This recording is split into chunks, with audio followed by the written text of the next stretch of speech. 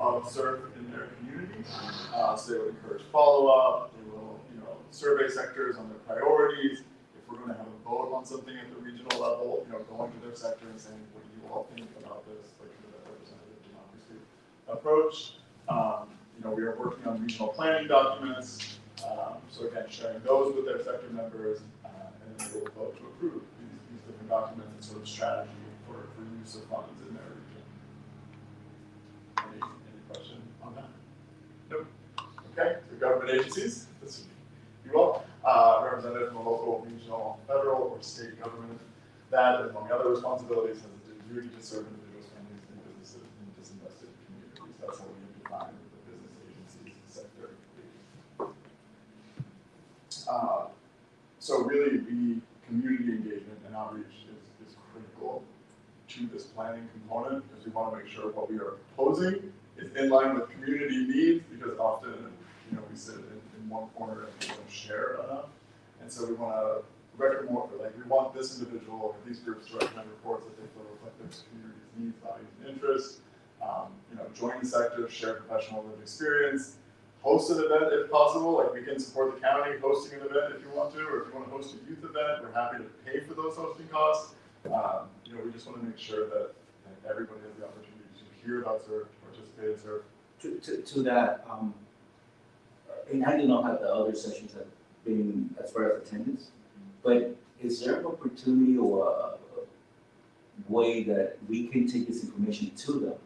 Because with the youth providers, ROP and ECRIS, those are the two providers, they constantly have workshops, leadership or whatever you want to call it, right? So in this case, maybe we can do a sector strategy or whatever name we can come up with. So in so in youth committee, but that's just, the committee, but I'm talking about having one of the providers bring the youth, 20, 30, whatever that might be, and take this information to them and get the feedback from them. And I think that would be so great. And also the good thing is that it will be from throughout the county. It wouldn't be just, say, like if we hosted Pino Central or in Calexico, chances are that, if you get attendance, you're gonna get it from that particular community. So, but if we go to them, and have them, bring those youth or participants, it will be from throughout. Daniela is actually our lead youth convener, so for Hamilton County. So, do you want? Yeah, absolutely. That sounds really great. Who would be the best person to contact for that? Yeah. Okay. Perfect. So, maybe you could share the kind of schedule that you have, and if you have open availability where we could bring several co-conveners to pretty much do what we're doing here, but just kind of share it with them, and that initial activity that we do is an opportunity for them to also, from their perspective, share what would help you stay here long term, what are the things that you would need to thrive here, and so it'd be great to get their input. So maybe what we can do, tell me which minute, there's a different idea, but we can start by meeting with, I can introduce you to ECWIS and to Project Nick at IBRP. We can sit down and put together a date for a presentation where they can bring youth from both of the projects. We can also include our youth committee and just make an event of it, and have somebody come in and we can do that. That would be great. I just became in contact with ECWIS, and I know Vivian, I'm forgetting her last name, but she works with them and came to the youth session. I think we're kind of representing some of that, and so yeah, that would be really great. Well, they work out of our office in El Centro, and like I said, we can put it together. We can speak to both of them, and then we can get together with an idea of a date, and then. Okay, perfect. Would we be able to schedule something before we leave today? Well, I wanted to get a hold of them. Yeah. I can share with you our availability, and then you can kind of let us know what works. Okay. Yeah, that would be great. Perfect, great. Yeah, so I think the goal, and we will talk about this in just a second, is we want to have 2 meetings per sector, okay, just to get information out. So part of where I think the youth is on there is going to be on their second meeting, and our group just approved the use of gift cards to reimburse for travel, compensate for their time and participation, and so that was a youth member. I feel like I can reimburse my gas, right, gas is $7 a gallon, something ridiculous, right, just getting places is hard, there's often missing a meal or something, so, we really want to ensure that we're bringing enough people together. On the other side of that question, who should we, sorry, I know we're jumping ahead, but this is part of this conversation with you. If we are recruiting more government agencies, we talked about Ruiz sending maybe an announcement, we talked about Garcia sending an announcement.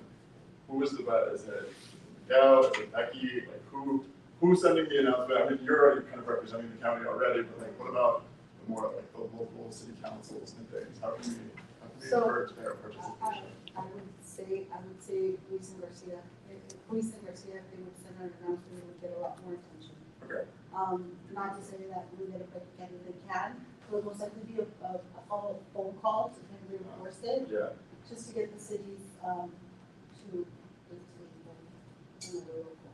I mean, Yeah. really we need to get everybody. Yeah. Absolutely. Now, I do host the foreign trade zone, and I can have all the cities on my foreign trade zone, and they Okay. usually do. So, Okay. When is that next meeting? foreign trade zone, next meeting is, I can remember. Do you have? Could you send an outreach? I can. Perfect. And we will share our next dates. I think that's part of what we want to do. Our first research phase is currently underway. It is due December 31st of this year. And so this will cover really our regional summary with breakouts for both San Diego and Imperial because they're just two very different economies with two very Yes, different they are. infrastructure. I think the goal of focusing on this invested communities, South Bay, San Diego, border area here, there's many of the communities here, both on the north and the south side. So, and then it'll focus on labor, industry, and a SWOT, which is a strengths, weakness, opportunities, Yep. and threats. I think you have to do a SWOT for your SET document, is that Yes, correct? I Okay, do. yeah, so you're very familiar with the term. Yep. Okay, so this is our sort of second question. How does SERP relate to my family, my community, and to me? So maybe just some thoughts. Well, every time I see any of these, I always think back to my kids. We have 3 kids.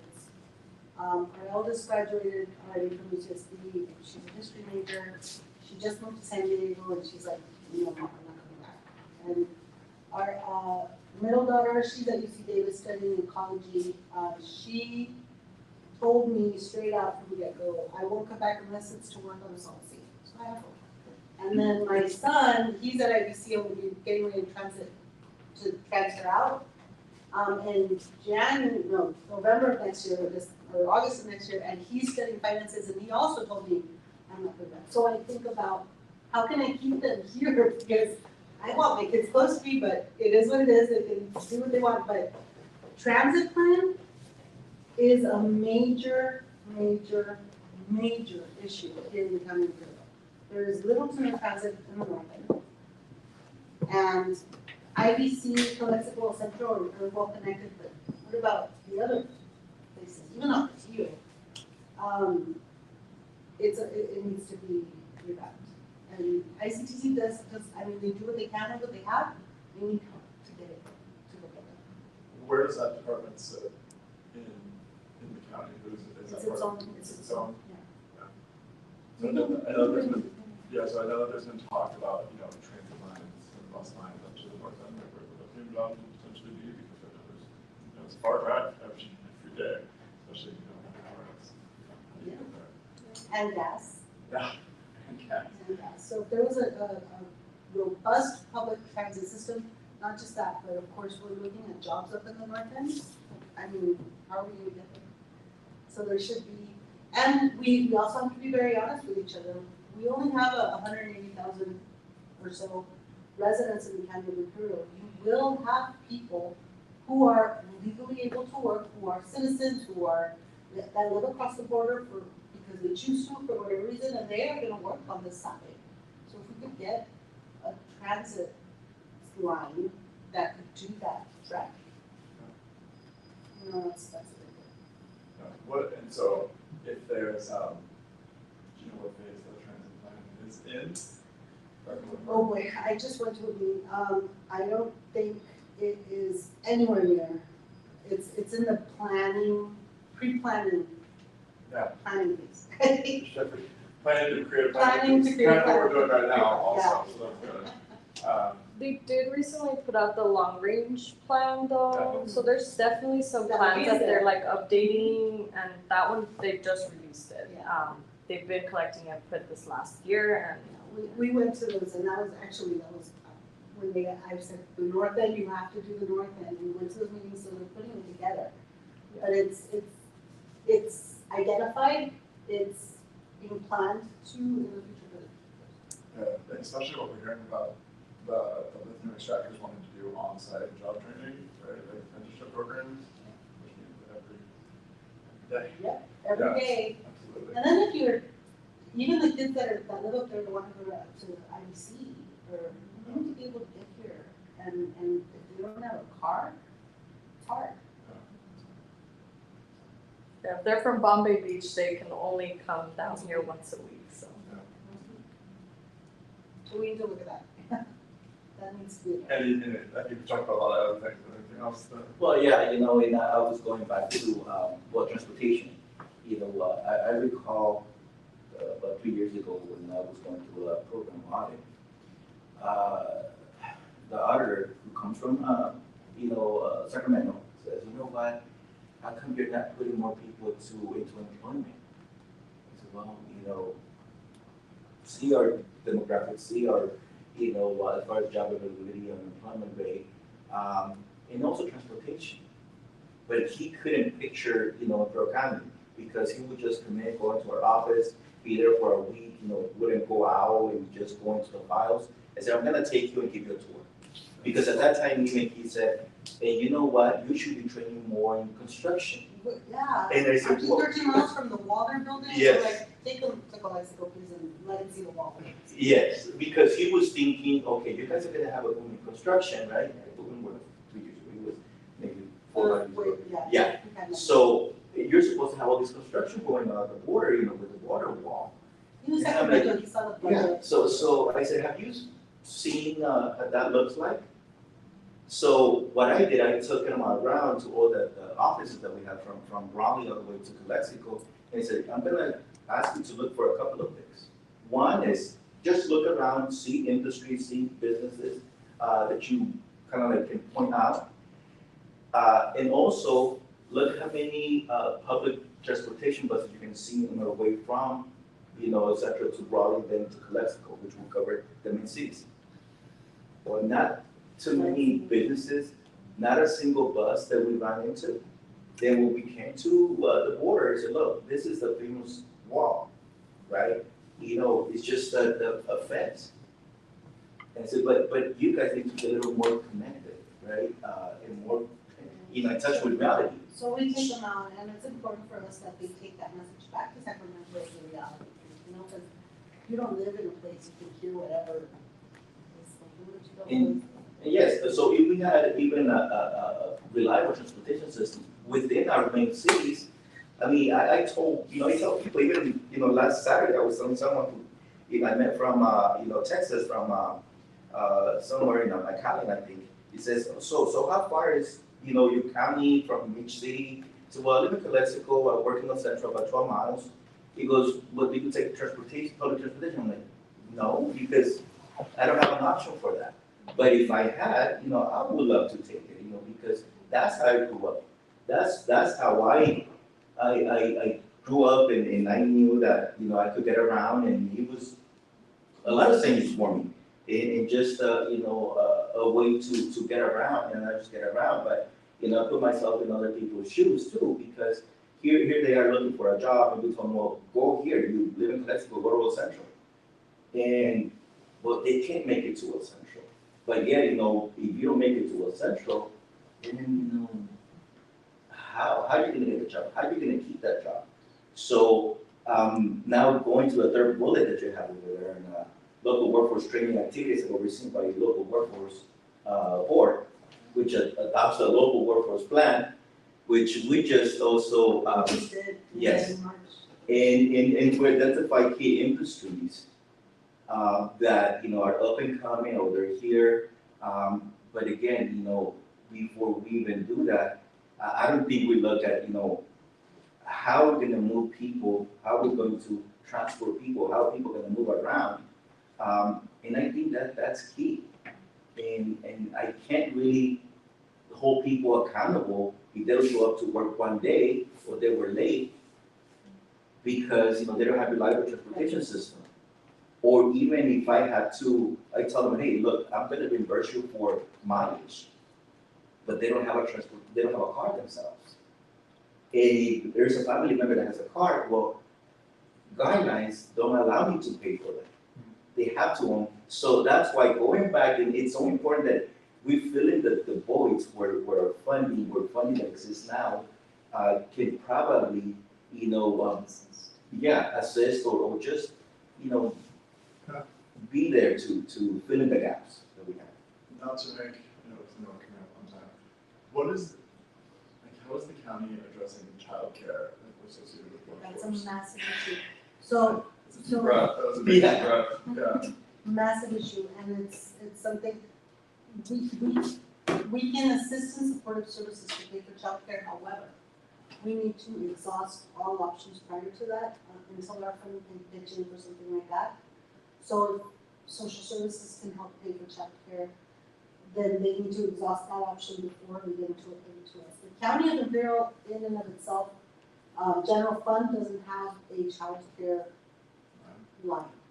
But social services does, workforce has up to $2,000 worth of supportive services that we can assist with per person. So, Total. total, yeah, that's an extra cost. 2,000. Which, how much do you pay a month for childcare? It's $800 or whatever. So that supportive services cover, I think we bought tires with that, so we can be able to get to work. Auto repair. You need tires here to go. So we paid the tires for them to be able to get to work. Because the whole point of that funding is to take a challenge or barrier away. Childcare is a huge challenge, huge barrier. So before we can help with that, they need to exhaust all other options. Thank you for that, okay. I think we've sort of done this, and I realize that I have blown through the agenda, and I appreciate this. Is there anything you wanna, I think we've talked about planning, projects, it sounds like labor, childcare, transportation. Yeah. Anything else that maybe exists that might need funding? Those are big projects. Assistance while going through training, some sort of monetary assistance for individuals. Whether it's Rental. stipend, Housing is a yeah. major issue here, let me tell you, like it is everywhere. There is a deficit in inventory, and the rent is just ridiculous. For the county of Imperial, I mean, you would think, right, but for example, a 2-bedroom, 3-bedroom house could run you $2,000. Yeah. How are you gonna pay for that making minimum wage? Yeah. So, affordable housing is a must, there needs to be something done with affordable housing. And there are a lot of projects on affordable housing, but I don't know if it's enough. And assistance to pay for that, because like Dario says, you could put people through training, but how are they gonna sustain their families if they're not working? So that needs to be included in whatever plan. Yeah, at least a weekly stipend or monthly stipend where they will have something to offset some of those. Groceries, Yeah. utilities, rent. It doesn't have to be, That's a big one, right? Yeah, it's like, Well, it's a challenge. and within this population, is there something within the groups that you have that addresses the justice involved? I know I'm getting specific in that population, right? So, which, There you go. Environmental justice, business, no. So So all of- disinvested communities? Disembedded, yeah. disinvested, and there's, you can consider definitions. Okay, Yeah. Because, that is coming up so, well, it has come up so many times, within workforce and within the regional collaboratives, with, say, like San Diego, right? We just had a meeting about a month or so ago regarding providing services to that specific population, the justice involved, right? Because, of course, you don't provide services, they also back that the level of recidivism is really high. So I know that at the state level, there are some initiatives, there's some money, specific for that population. And we do get those individuals coming to our offices.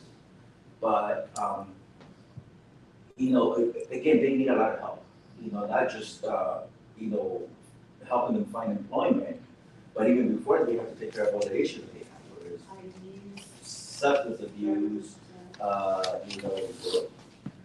behavioral health, services, and they're part of our community, and they're, the numbers are substantial, Significant, yeah. yes, so. Is it, this might be an incorrect understanding of the situation, but like, so if somebody is from Riverside and they are serving a prison sentence here, they get sent back to Riverside. Correct. Do you know what percentage of the population is from Imperial? So that would be, It's a smaller percentage, it is. but it's not insignificant, right? Not insignificant, and I think the issues that we've come across have been, for example, we can always tell when somebody just got released because they have to go register at the job center, to do job search, and they show up with a plastic bag, and all of their belongings in a plastic bag.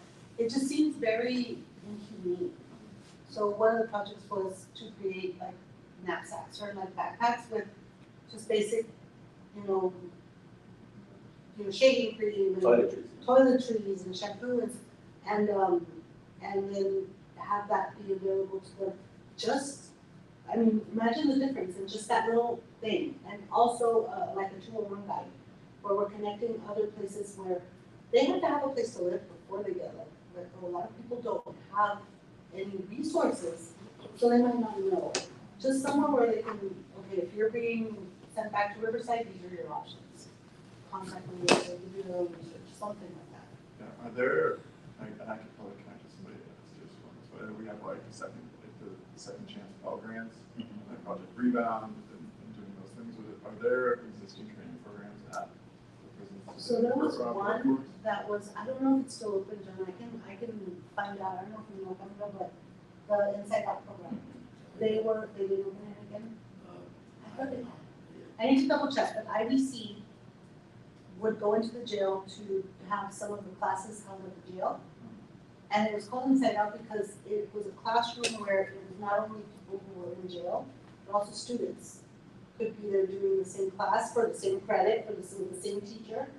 And it was called the Inside Out program. I can find out if it's still going on, but I thought that was great. That was the only one that I knew.